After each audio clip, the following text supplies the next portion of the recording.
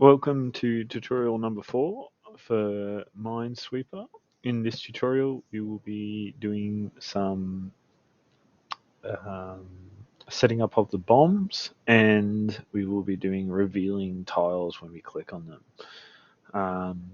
We'll see how we go, see how far we get. So in our last tutorial, we did the grid setup, we set up tiles, and we set up rendering them.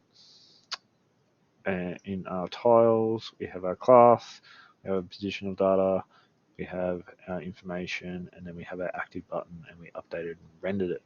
That's just a quick run through of what we did. So we're going to be focusing on what we do when we reveal a tile. So we need to be able to click on it. So down here in our render, we're going to be adding a bit of stuff. So first thing we're going to add is we want to just do a little bit of management of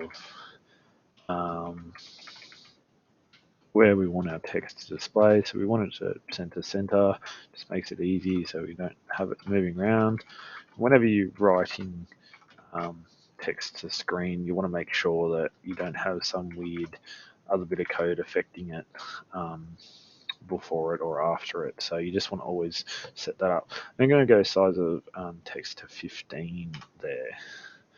All right, so if now we've got this variable at the top here called is it revealed, and it's set to false when we start the game because obviously all the tiles are not revealed yet. And we're going to use that, and we're going to say if. We're just going to do a little quick statement. If is revealed is equal to false. We want the button to show up, don't we? We want to be able to click this button. Sorry, I'll just fix that up. Get another bracket in there. There we go. We want to make sure that if this dot revealed is equal to false, so we haven't clicked on the button, we see the button so we know that we can click on it. But otherwise we don't want to see the button. We actually don't want to see the button. We want to be able to see a few other things. Now, first things first is, let's just make sure our code runs.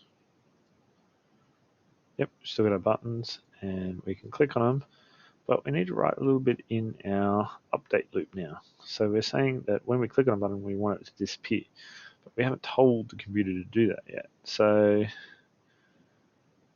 I'm going to go if up here. After our update, we always want to update the button. If this dot is revealed is current false, and this dot active button press is equal to true. We want something to happen, don't we?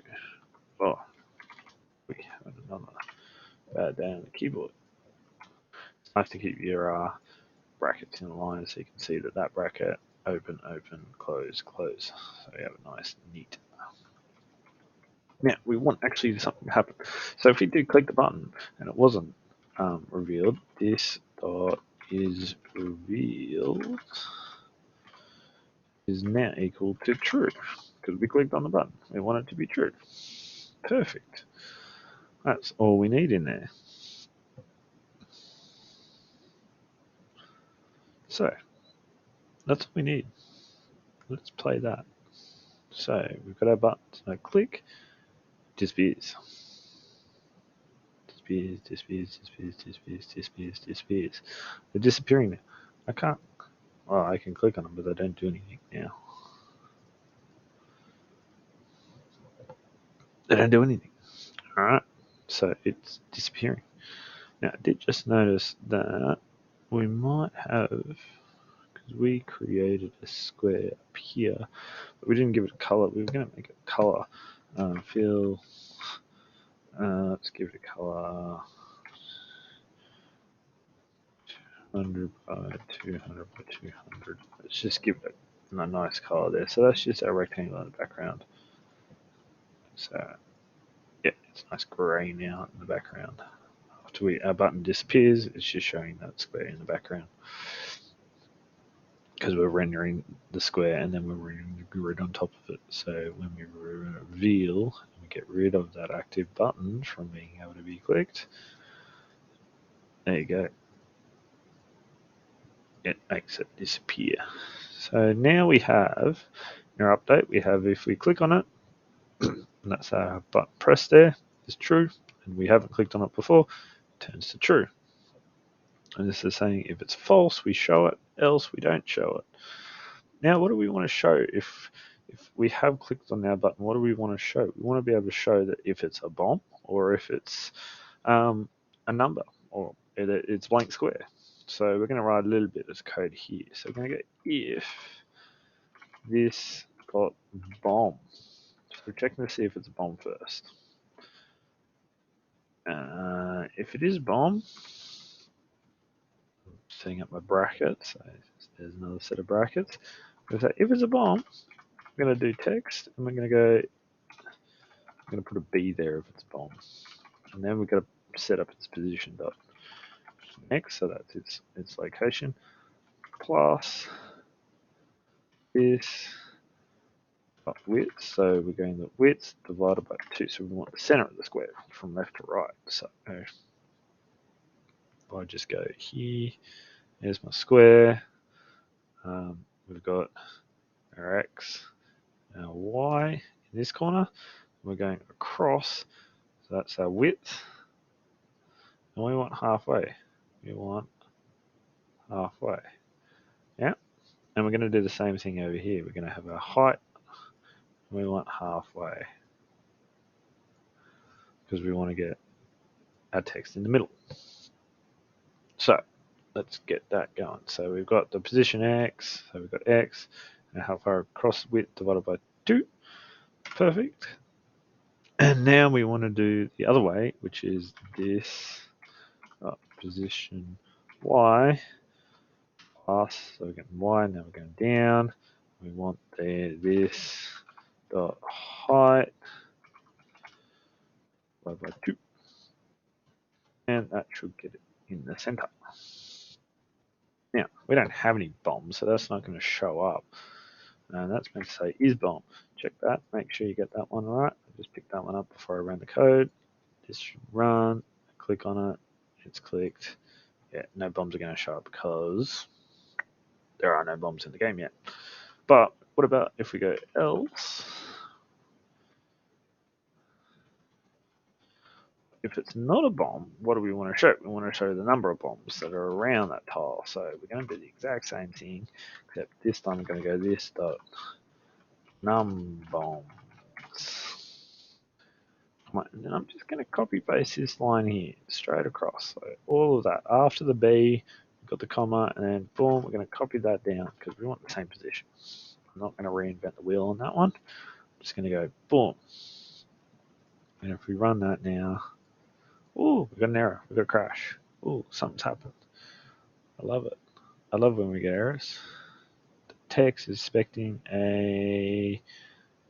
something's gone wrong. Dot number of bombs. What have I done? This is interesting. Where have I gone wrong? Let me go. This dot number of bombs. Didn't spell bombs right up the top here. Yeah, it's a good idea to always check your spelling. So number of bombs up the top here was spelled incorrectly, so being copied my code exactly. It's wrong. No, that's okay. And that error just came through, and yeah. So when you get that sort of an error, you look at the name. You go, is that the same as that up there? Yes, they are the same. Boom. Now it should work.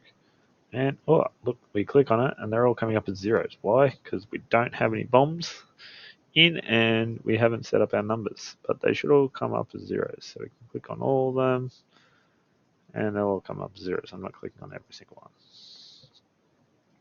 Done. So now we have our buttons revealing themselves and our text. That's pretty good. So now we've got to go and put some bombs in. That could get a little tricky now, couldn't it? That's probably where we've done pretty basic stuff so far. This is where now it's going to start to get a little bit trickier. So we've got a render going on there, got our update going on there, and we've got a constructor going on there. So to get the bombs to generate, we need a few things to happen. There's a rule in Minesweeper which says the first thing you click on can't be a bomb. Can't be a bomb. And the second thing is when you click, that's when it sets up all the bombs. So we're going to have to implement how do we know when we've done the first click, and we're going to have to implement then setting up bombs. And this could get really tricky real quickly. But we're going to use a variable first. So, and we're going to use a global variable because it makes it a little bit easier because that way it doesn't matter which tile we land on. So we're going to go back to our main and we're going to go right back up to the top. I'm just going to clear all my drawings. And we've got our variable for grid size. We're going to put a new one in here. Let first, whoops, is equal to false. So when we start the game, we click on the screen, we need to get that first click. Alright, so that's our global variable up there. And we're going to go back to our tiles now. So inside our tiles, we need to mark a little bit around with our update. So we know when we have clicking on a new unrevealed square. This is revealed. We reveal it. So we're going to have an if statement saying if first click is equal to false, equivalent to false. Oops, I had it right the first time. Then we need to do something. And we're going to set our first click is equal to true. So it can only happen once. This can only happen once right at the start. And this is where we need to set up the bombs, and this is where we need to do everything when you do that first click. So if we run this, everything should still be working. All right, but that first click, I could click up here and it doesn't do anything. But as soon as I click that one, that first click now becomes true. We can't do any more first clicks. So it's like a one-time only run thing. All right, so we need to use this now. And we're going to set up a function. We're going to call it setup. Now let's set map. That's a better name for it because that's what we really need to do. We need to set the map. Now this doesn't exist, so if we run the code and we click on it, it might just crash. Yeah, it doesn't actually even run because this doesn't exist yet. So that's okay. We need to create that. So I'm going to create a new tab and just calling this one extras. There's just going to be extra functions that we need to do that don't really align with anything else. So we're going to have set map as our first function. So we're going to go function. This is just a standalone function, not inside anything. Oh man, it's not liking me today. Function. There we go. Goes up, comes up blue, and set up map.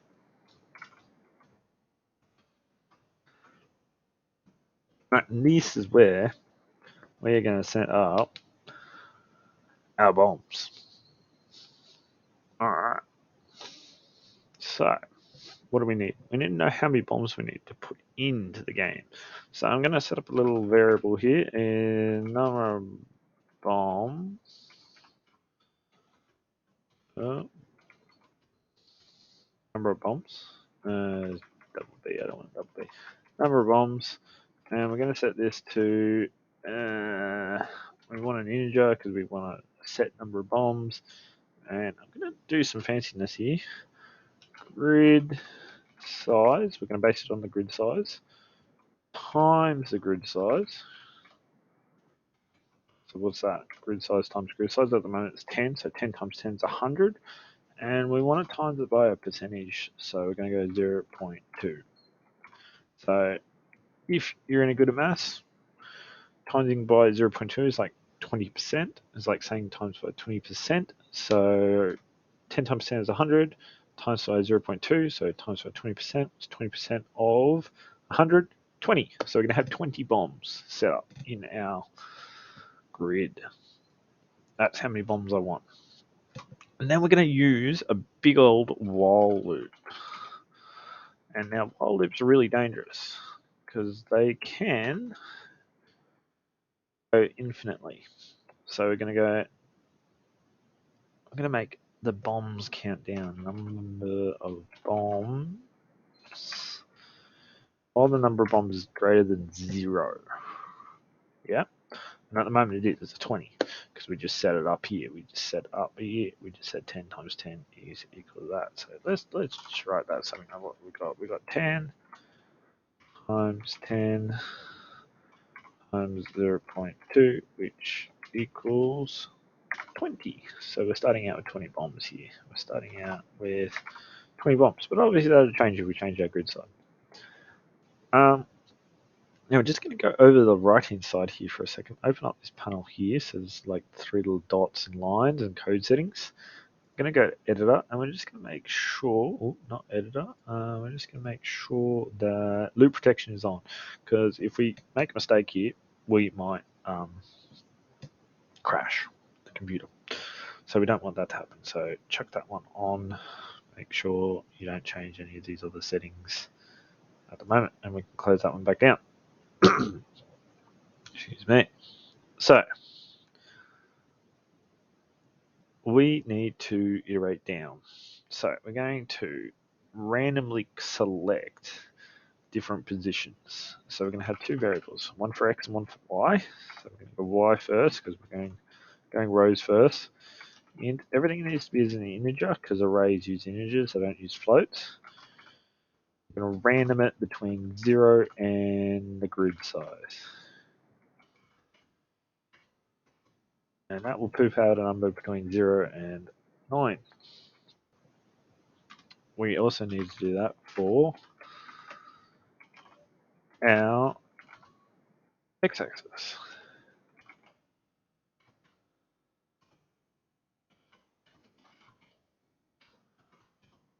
There we go.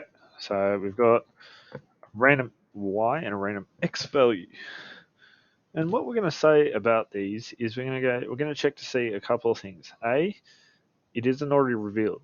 Now, why I say that is the first square we clicked on, it's already been revealed. So we go up to here in tiles. When we clicked it, we checked it wasn't revealed. We checked if we clicked it, and we've revealed it. So the first one's already revealed. We don't want to put a bomb in the first one, so you can't click a bomb on the first try. Because then we go, oh, it's first click, set up the map, and then set that to true. So we don't want the first one, the random number we picked, to be accidentally the exact one we clicked on, and then set it as a bomb and you lose the game instantly. So grid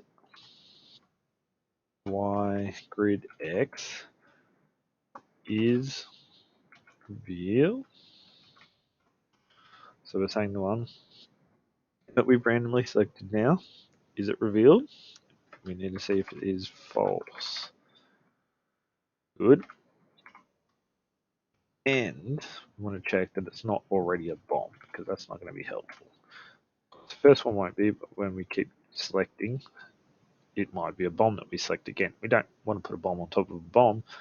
That means we wouldn't get 20 bombs. So that would be not so good as well. Is false. And we open it up. So if those 2 conditions are true, it hasn't been revealed yet, and it's not a bomb yet. Whoops. Oh. I spoke it, but didn't type it. Okay, so we got it. Is it revealed yet? No. Is it a bomb yet? No. Then we need to turn it into a bomb. We go grid rid of X. Is bomb, and we change that to true, making that one, that random one we generated up here, we randomly picked, it's not revealed yet, and it's not a bomb, we turn it into a bomb. Then we say that the number of bombs is minus, number of bombs is minus minus, so we lose a bomb. And I'll keep doing this until it gets from 20 down to 0. And when it gets to 0, it lexes out, and we're great.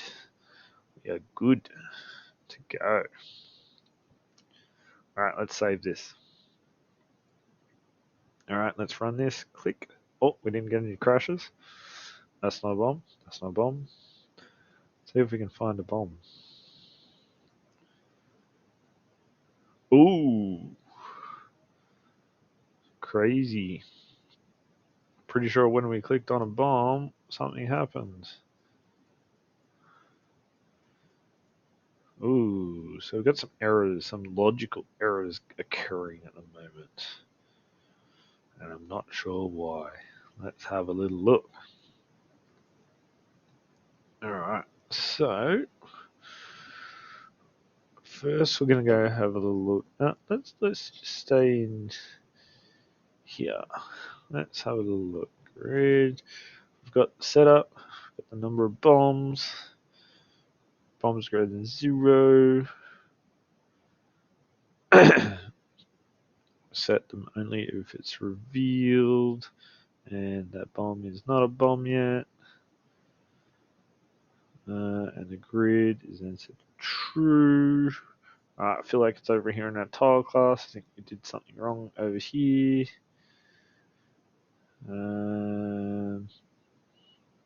Maybe we did. Maybe we just can't spell first. What do we do? First click is equal to false. That's correct. And if we need anything else in here? Don't think so. So I feel like it's somewhere in our tile. Is revealed. Is clicks. Set up. First clicked. This click is true, so maybe it's down here in a bomb.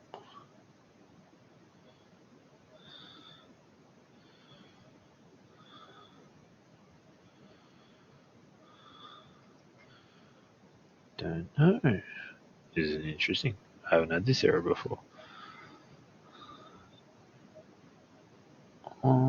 Else B this position, and I can't see where I have an error. So what's happening? We click a position. Oh, as soon as we click another bomb, I feel like let's write a little bit more code. So I'm gonna write down here.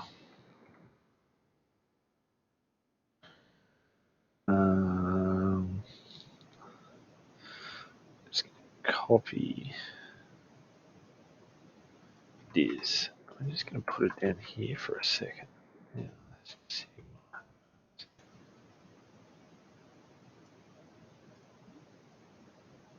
We're not setting any bombs. Is bomb never coming true? Is that here? Alright, that's a little bit. Let's go first click. So debugging is always a good thing to do.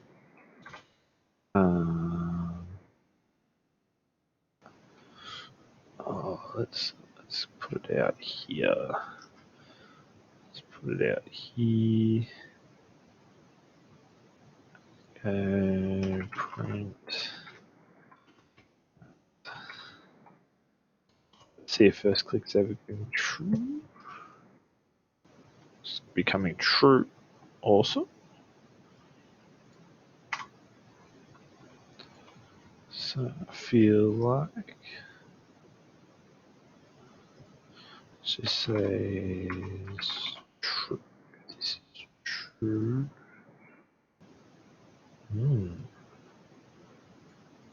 Maybe.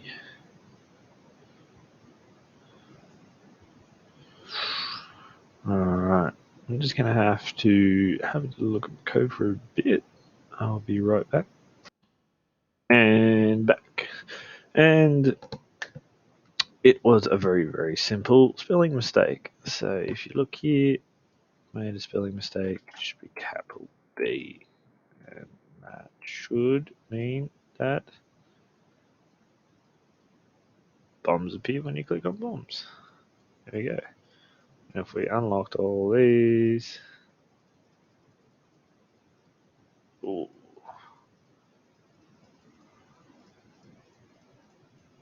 still getting some errors coming up.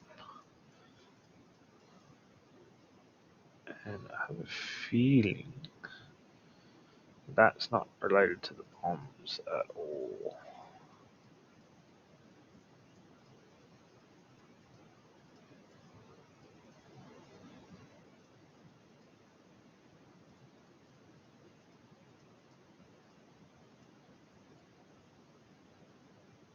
And see how that's the texture is gone a little bit wonky. And I do believe you need a fill back in here.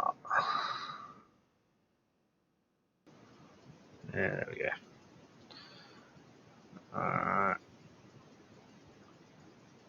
There we go. So we've got all our bombs in. That's all we're going to do for this one. Now, you might be asking what happened.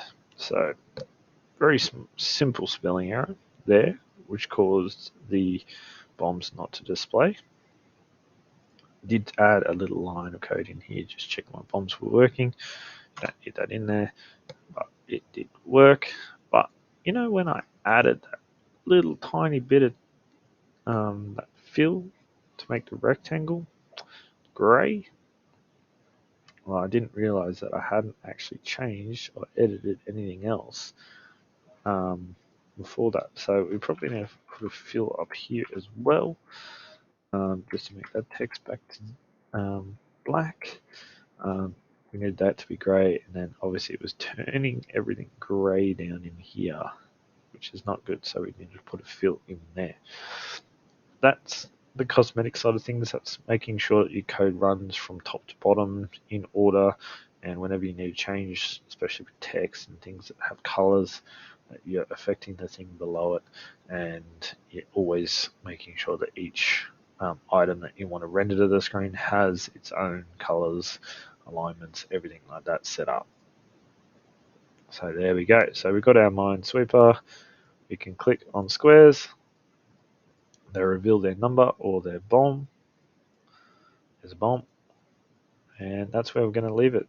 So the next step will be to set up the numbers around these bombs so that the numbers actually count up with how many bombs are around them. So like this one up here in the top left hand corner should be 1 because there's one bomb below it. This one here should be a 1, that should be a 0, and so forth. Like this one should be a 2. This one here should be a 2. So we're going to have to go through and we're going to have to write some code to do that, but that will be in the next video. Until then.